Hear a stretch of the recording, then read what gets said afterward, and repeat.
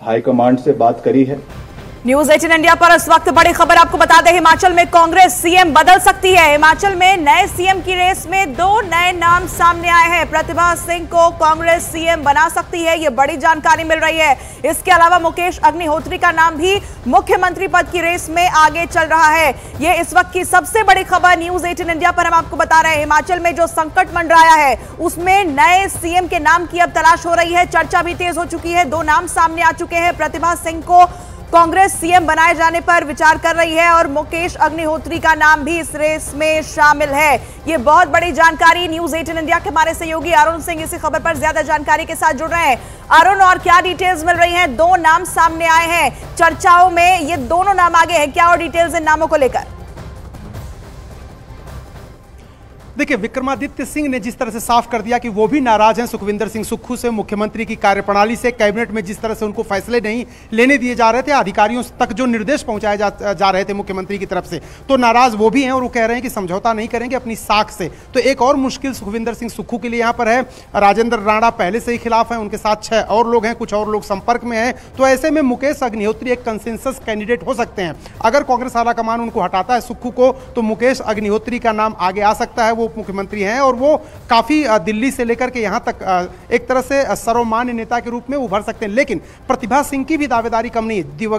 देखिए, वीरभद्र सिंह के नाम पर यह पूरा चुनाव लड़ा गया था, इमोशनल कैंपेन किया गया था और उसके बाद जब जीत हुई तो प्रतिभा सिंह ने कहा था कि वीरभद्र सिंह के नाम पर यह जीत हुई है। तो स्वाभाविक रूप से दावेदारी जो थी वो वीरभद्र सिंह के परिवार की थी। हालांकि उस समय राहुल गांधी ने इंटरवीन किया और कहा वीरभद्र सिंह काफी अरसे तक मुख्यमंत्री रह लिए हैं, अब नए नेतृत्व को मौका देना चाहिए, युवा को मौका देना चाहिए, इसलिए सुखविंदर सिंह सुक्खू को दिया गया मौका।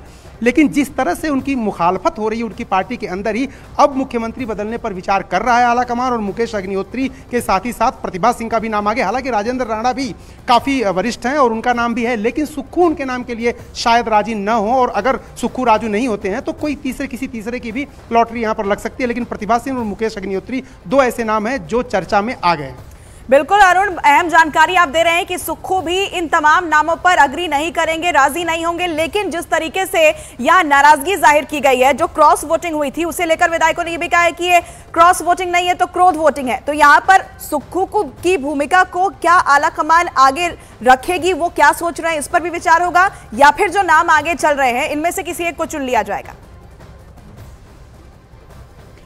देखिए, बड़ी मुश्किल ये है और हैरानी की बात है कि सुखविंदर सिंह सुक्खू सूबे के मुख्यमंत्री हैं, इंटेलिजेंस उनको हमेशा रिपोर्ट करता है, डीजीपी उनको रिपोर्ट करते हैं, प्रतिदिन खुफिया तंत्र के लोग भी उन तक सूचनाएं पहुंचाते हैं। ऐसे में उनको कैसे पता नहीं चला कि उनके इतने विधायक बागी हो रहे हैं, और अगर पता चला तो उसको सही करने के लिए कदम क्या उठाए। सोनिया गांधी को यहां से राज्यसभा नहीं लड़ाया गया, तभी इस बात की सुगबुगाहट शुरू हो गई कि शायद कंट्रोल में नहीं है विधायक उनके, तो समय रहते उसका उपयोग क्यों नहीं किया गया केंद्रीय नेतृत्व की तरफ से, उनको मनाने का, उनको क्रॉस वोटिंग क्यों करने दिया गया, इस पर भी सवाल है। क्या सुखविंदर सिंह सुक्खू चाहते हैं कि अगर मैं नहीं तो कोई नहीं? क्या वो ऐसा चाहते हैं कि अगर सूबे में वो मुख्यमंत्री नहीं है तो सरकार ही न रहे, कांग्रेस की और बीजेपी की सरकार आ जाए? इस तरह के कई सवाल और कई कयास उठ रहे हैं। लेकिन जहां तक सवाल बागी विधायकों का है, उन्होंने स्पष्ट तौर पर कह दिया कांग्रेस आलाकमान को कि सुक्खू अगर हैं तो वो समर्थन नहीं करेंगे। और आज जब विधानसभा का सत्र शुरू होगा 11 बजे और जब बैठक होगी, जयराम ठाकुर ने बात की है गवर्नर से और उन्होंने कहा है कि हम वोटिंग की मांग करेंगे, डिवीजन की मांग करेंगे। देखिए, 2 विधानसभा अध्यक्ष के पास ये पावर है, वो ध्वनिमत से अगर पास कराना चाहते हैं तो वो करवा सकते हैं, उसके बाद हाउस एडजर्न कर सकते हैं। लेकिन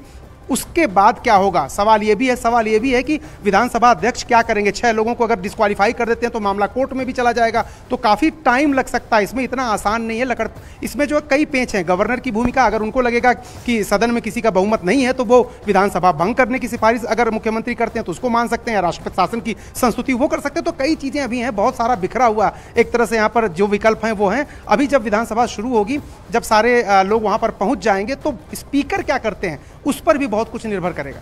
बिल्कुल, यहाँ अरुण कई पेज फंसे हैं जैसा कि आप दर्शकों को बता भी रहे हैं। लेकिन अरुण ये भी बताइएगा कि कांग्रेस आलाकमान के लिए अभी क्या प्राथमिकता होगी? प्राथमिकता तो यही होगी कि सरकार बचाया जाए और इसके लिए एक ही विकल्प उनके पास फिलहाल नजर आता है कि मुख्यमंत्री को बदला जाए। देखिए, कांग्रेस आलाकमान ये चाहेगा कि उत्तर भारत में जो एक सरकार उनकी है वो बची रहे, क्योंकि एक बहुत बड़ा परसेप्शन का खेल है। लोकसभा चुनाव सामने है, अब बीजेपी कहेगी कि सिर्फ दक्षिण भारत की पार्टी रह गई कांग्रेस, उसकी कर्नाटक और तेलंगाना में सरकार रह गई, उत्तर भारत साफ हो गया।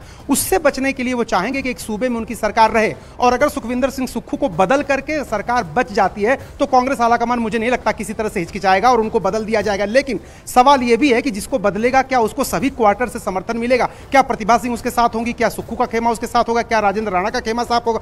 तो एक कंसेंसस कैंडिडेट जिसके नाम पर सब सहमत हों, यह ढूंढना भी बहुत मुश्किल का काम है, और वो ढूंढना पड़ेगा कांग्रेस को अगर सरकार बचानी है।